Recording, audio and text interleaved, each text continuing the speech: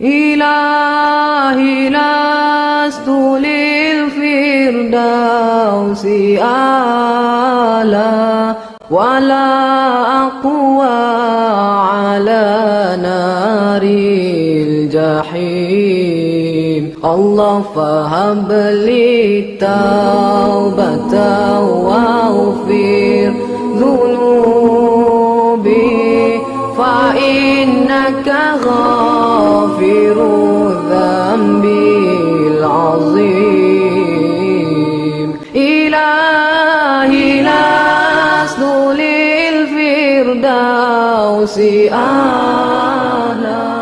Banjir Shah Alam. Itulah ungkapan bagi banjir terburuk dalam sejarah Malaysia moden pada tahun 2021.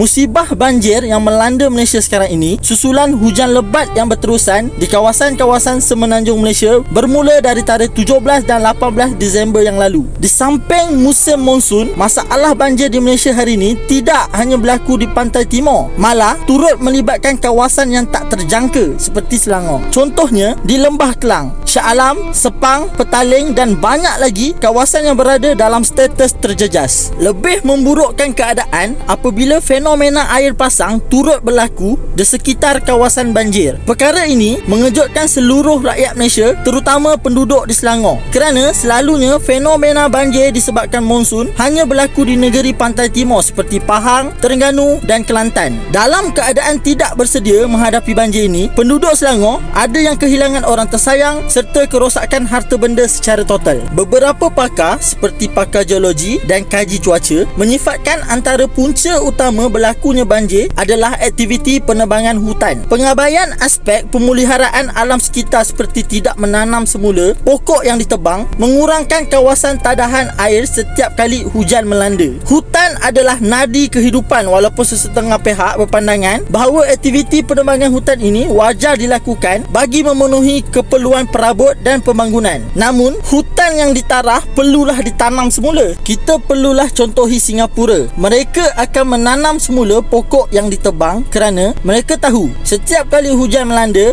hutan-hutanlah yang menjadi ejen penyerap air. Tak ada masalah kalau nak buat pembangunan, tapi janganlah terlampau. Banyak badan-badan NGO yang berusaha memelihara dan memulihara hutan yang luasnya hanya sekangkang kera. Namun masih banyak lagi pihak yang mengabaikannya. Seperti tahun ini, sebenarnya sebelum merdeka lagi, Malaysia pernah mengalami peristiwa banjir besar pada tahun 1886 dan 1926. Tapi yang paling teruk di antara keduanya adalah di tahun 1926. Turut diklasifikasikan oleh pengkaji sejarah sebagai bencana alam yang disebabkan perubahan fenomena semula jadi. Tanah Melayu ketika itu terpaksa mengharungi hujan lebat tanpa henti selama 50 jam. Contohnya situasi pada masa itu di Perak. Air banjir yang besar telah menenggelamkan kawasan penduduk kira-kira 143 kaki, lebih kurang 48 meter tinggi. Dah macam laut dah. Aku harap bencana banjir macam ni meningkatkan awareness kepada orang ramai tentang cara-cara memelihara dan memulihara alam semula jadi. Bukan hanya manusia je yang terjejas, haiwan-haiwan liar turut terkena nasib yang sama. Entah apalah nasib diorang tu semua. Disebabkan banjir yang berlaku di Malaysia ni juga telah membuka mata dunia